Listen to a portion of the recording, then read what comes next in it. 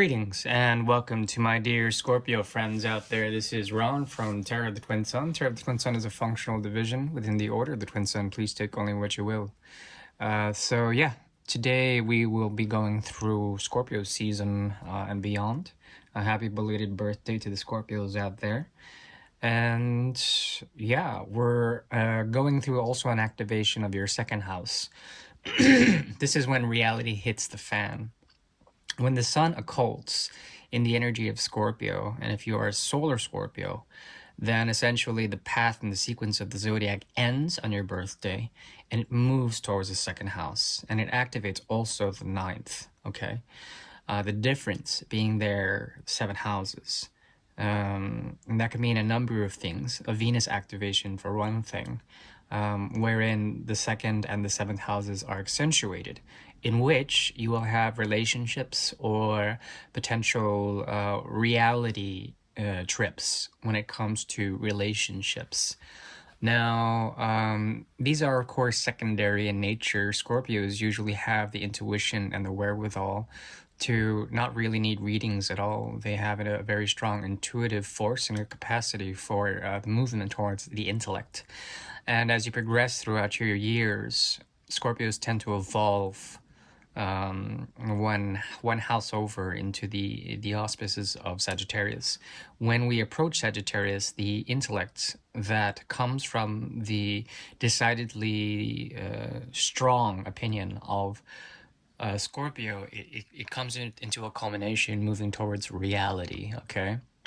But this reality is projective in nature. It's the seed that projects into the womb of the unknown, the womb of the ether, the womb of space. And we can inhabit that space once we use the auspices of Jupiter. So this is about coming into a being, coming into a sense of reality, coming into a sense of a new world or a parallel of some sort. And these are all very auspicious things. I believe today we'll be doing a reading that is known as the quantum triangle.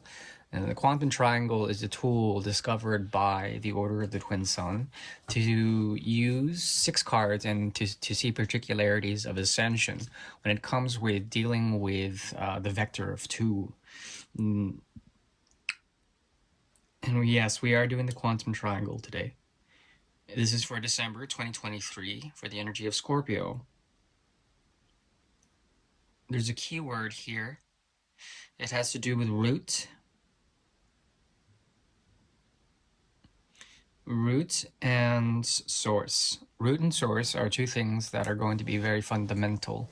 If you can practice things that are sensual of nature, that activate your senses or your indriyas, it would be most auspicious. This is about taking Venus's capacity to mirror and to project a sense of the twin, okay?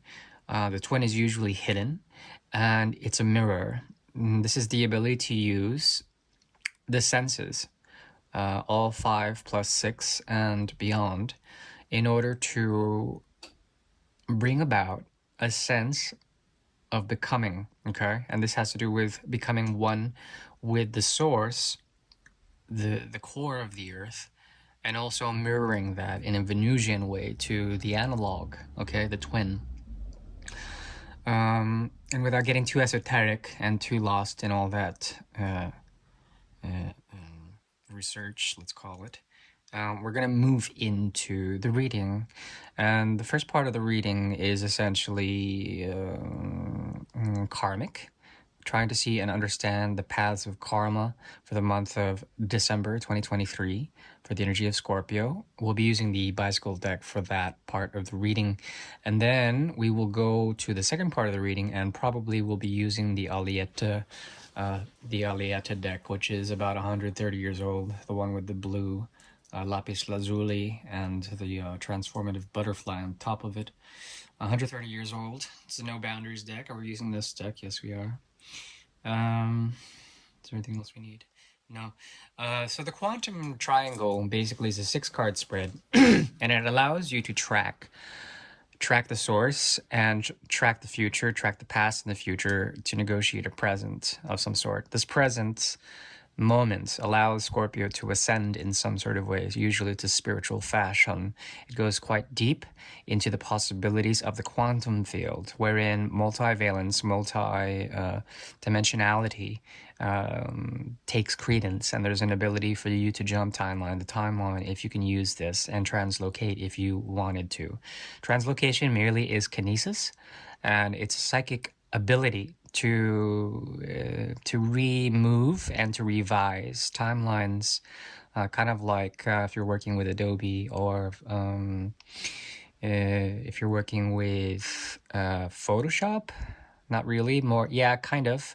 Any sort of visual program where you have a grid and you're able to cut and reframe timelines and create transitions, all of that, create even loops. You can do this. And the quantum triangle will help you to understand a bit more of that, hopefully within the esoteric dimension, which Scorpios naturally have an affinity to. So we're going to go ahead and get started now. And this is the bicycle deck.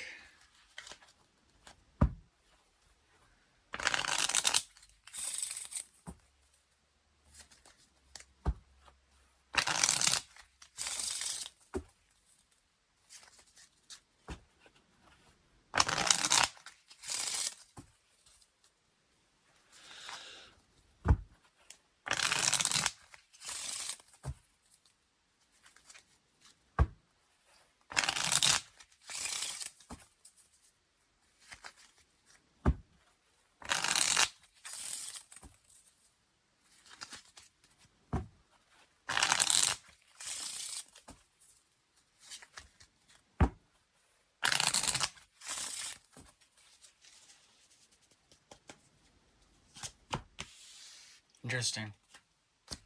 Same card came up for Taurus. The second house is in opposition of the eighth, and there's a difference of 7 houses, obviously, and wait, no, 6 houses opposition. There's something about a block here, and it starts from the ear, and then it has to do with the rest of the body grid. So hearing something. This is Shravana Nakshatra, one of the earthly nakshatras. What I see here is a way of being totally present within one's body, listening to the body, but also listening to what's outside of the body. This allows you to have a perspective that is touching on ecstasy. The ninth is also very important. Jupiter's relation to Venus, also very important. For some reason, this has been cropping up for a lot of readings. Jupiter's relationship to Venus. There also is the 8 here. So you're coming from a place of empowerment. This allows for you to move from the 8th to the 9th to the 10th. This is a reality trip of some sort. Grounding in a sense of reality, finding power there. And this has to do also with coming into a place of a community or a situation, collaboration with others. And it moves from fire to earth to water. There is a great deal going on here about the closing of 10 houses. And what happens here is also a karmic effect. 5 and 5, those cancel each other out. We have here the 5 and the 3 in reverse of the wand sequence, which leads to 2. There's a choice to listen to the gravity of things, listen to a sense of placement, to listen to be in the right place. Okay. And this directs you to the source. As you get to the source, there's an ability to move to the 10, to have some sort of karmic connection. And karma is not neither good nor bad. A lot of people paint it as a very negative thing. Karma is something that just naturally occurs. It's part of the mystical path. Okay, it's action. Um, but these actions negate themselves. Like you might encounter in the future situations with other people where they have a sense of this regret, but you have none, or vice versa. And there's a difficulty in aligning with these people, but you are bound to them. This is a karmic thing. Currently, especially in the month of December, there's an ability to truly ground and be connected to source. I'm talking about in feng shui, the ability to really, really be in harmony with the Earth's gravitational grid, like ley lines and energetic fields, all of that. There's an ability for you to hear out that grid, to see it out somehow, and to be informed by it.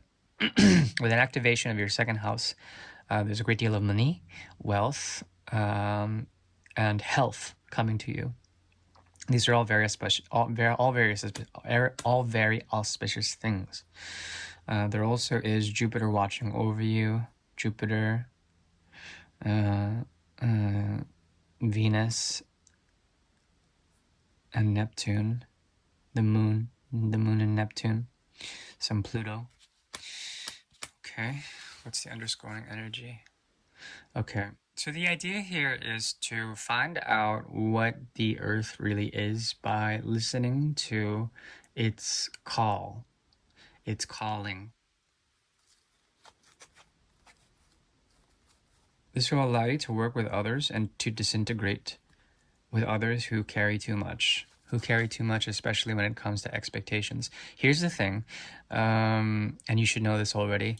Not everyone, I would say, like, throughout your life, the ones you truly love are within the palms of your hands.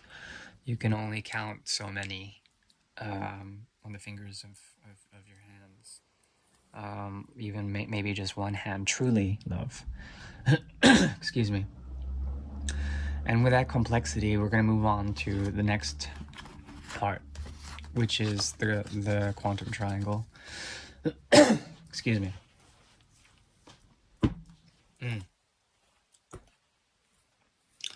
So 8, 9, and 10. 8, 9, 10. 8, 9, 10. 1, 9, 9.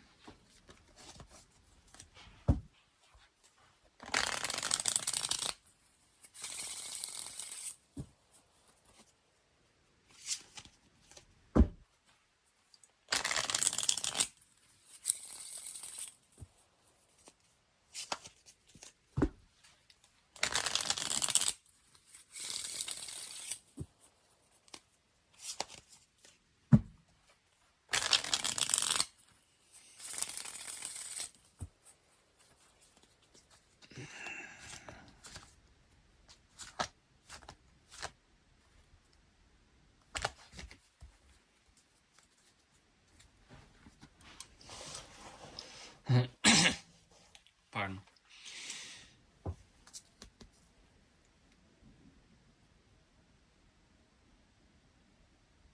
Okay, so this deck is ready. So we call upon the quantum field to see the mystery. Okay, so expedition, 3 of Cups in reverse. The expectations of others are not going to satisfy. There's a calling to go within, and to also work with communities that do this, to find mirrors that do this. You're not going to find many. There will be a search for these types of people. This talks about also the Northern Hemisphere. If you're in the Northern Hemisphere, there's a capacity for redefinition, Page of Pentacles again. There's something about where you place yourself, where you place the world, where you place your sensibility, where you place the most reasonable place to be, where you place yourself. This is something outside, though.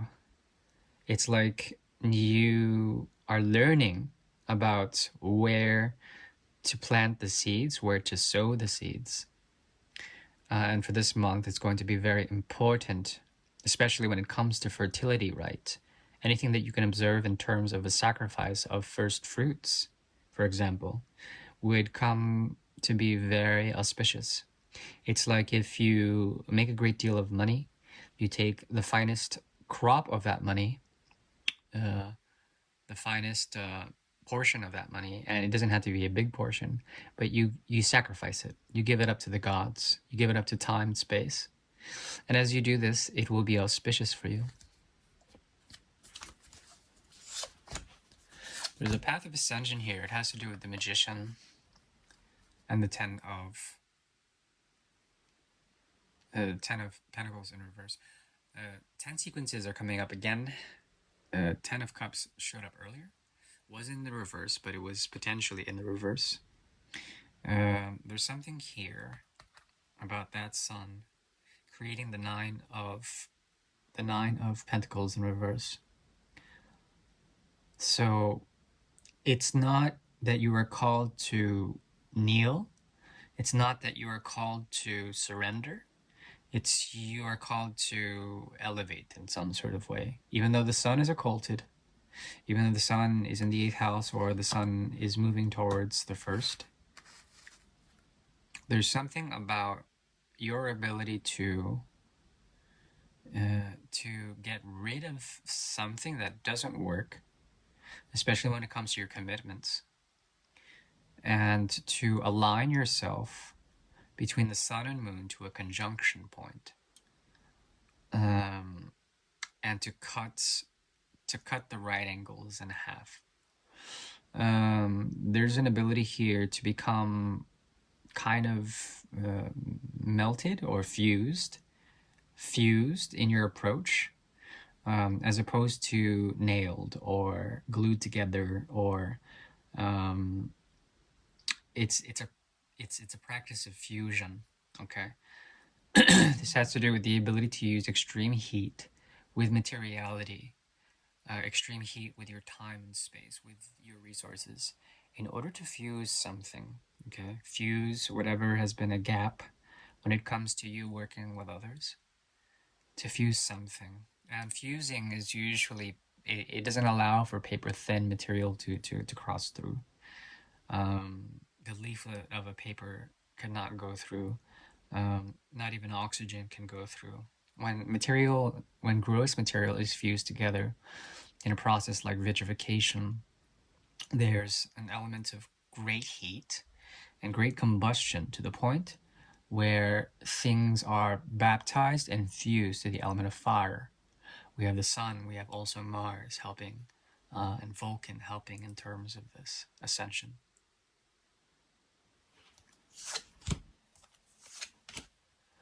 Okay, where you are coming from, this is a surprise marriage, a surprise binding agency. Gemini is very strong in this reading, so is Aries. We are going to the five of Swords in the reverse, and the path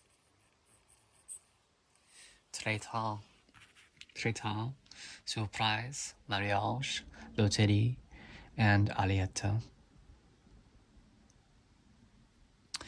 So what I see here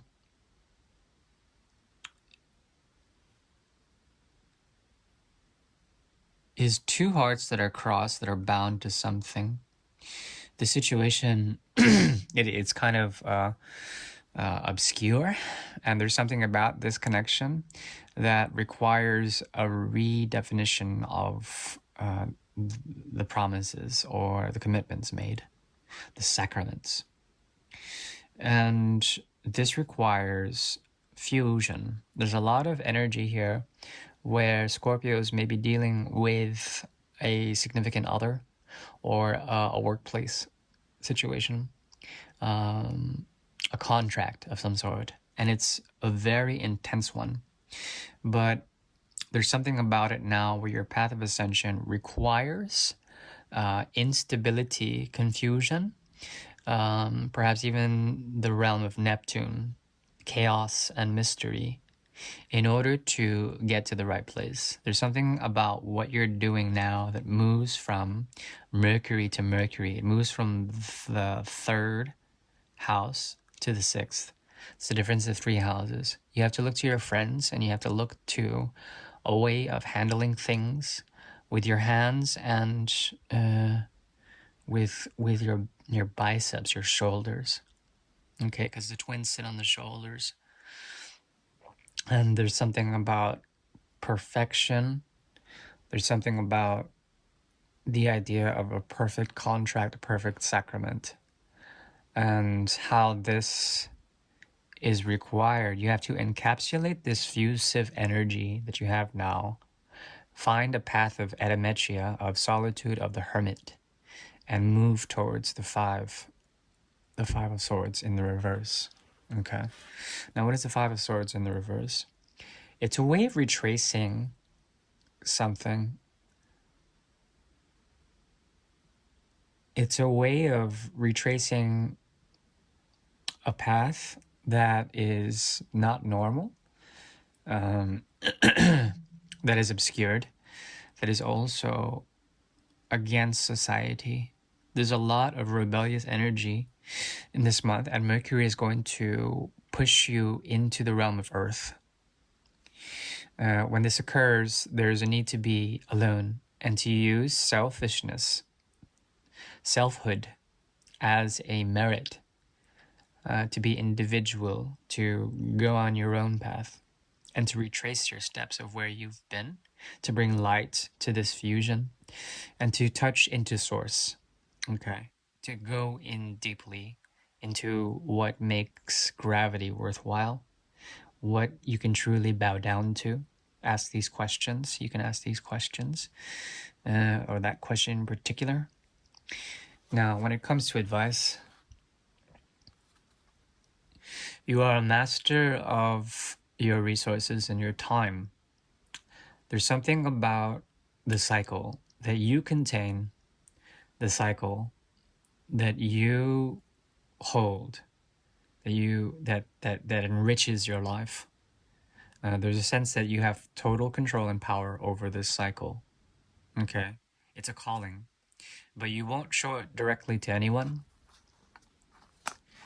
And there's a movement here. When it comes to going or recycling something in terms of travel or distant approaches to foreign lands, it's important to not go to the same place again, at least for the month of December. That is the very best I can tell you. Thank you. Bye-bye.